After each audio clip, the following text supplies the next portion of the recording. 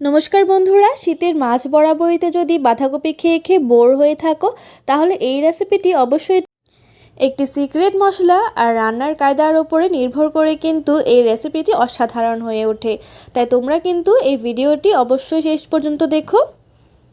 তার জন্য আমি এখানে একটা বড় সাইজের আলু ডুমো ডুমো করে কেটে নিয়েছিলাম। এই আলুটাকে এবার ধুয়ে নেব পরিষ্কার জলে। এই আলুর মধ্যে একসাথে ধুয়ে নেব কিছু মটরশুঁটি আর কিছু টমেটো, একসাথে ধুয়ে তুলে নেব। তারপর আমি এখানে একটা বাঁধাকপিকে এভাবে ছোট ছোট করে কেটে নিয়েছি।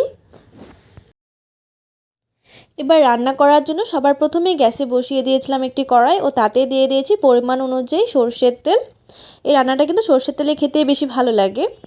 তেলটা যখন গরম হয়ে যাবে তখন আমরা এর মধ্যে দিয়ে দেব ফোড়নের জন্য একটি তেজপাতা, দিয়ে দেব শুকনো লঙ্কা। অনেকেই কিন্তু ঠান্ডা তেলের মধ্যে এই ফোড়নগুলো দিয়ে দেয়। ঠান্ডা তেলে ফোড়নগুলো দিলে কিন্তু ঠিকঠাকভাবে ফ্লেভারটা আসে না। তাই অবশ্যই তেলটা গরম করার পরে কিন্তু যে কোনো জিনিস তোমাদের এই তেলের মধ্যে দিতে হবে। তারপর এর মধ্যে দিয়ে দেব সামান্য পরিমাণে একটু পাঁচফোড়ন আর দিয়ে দেব সামান্য পরিমাণ গোটা জিরে। এবার এই সব উপকরণগুলোকে বেশ ভালো করে কিন্তু তেলের সাথে একটু নাড়াচাড়া করে নেব। তারপর এই তেলের মধ্যে দিয়ে দেব ডুমো ডুমো করে কেটে রাখা আলু। এই আলুটাকে কিন্তু বেশ ভালো করে সবার প্রথমে ভেজে নিতে হবে।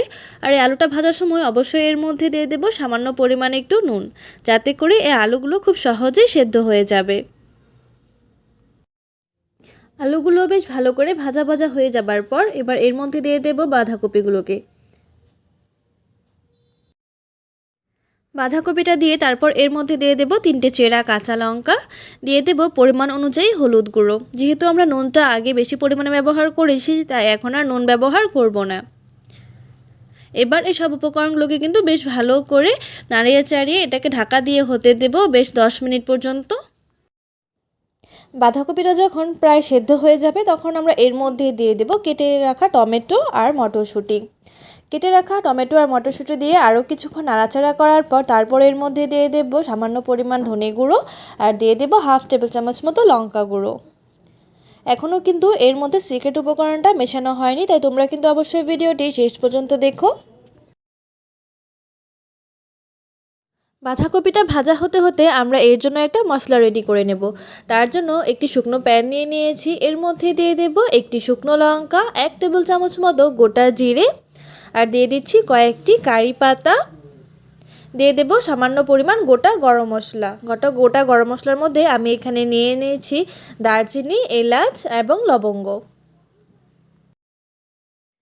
এবার গ্যাসের ফ্লেমটাকে লো রেখে বেশ ভালো করে এই মশলাগুলোকে কিন্তু ভেজে নিতে হবে।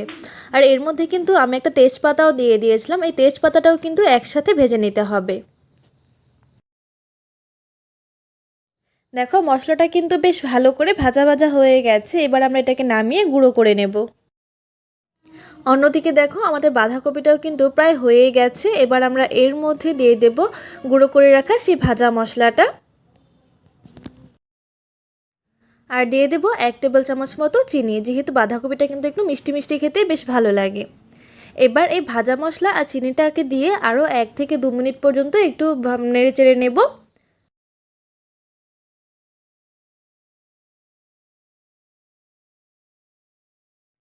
অবশেষে ঘি ছড়িয়ে নামিয়ে নিলেই কিন্তু রেডি হয়ে যাবে আমাদের বাঁধাকপির ঘন্ট।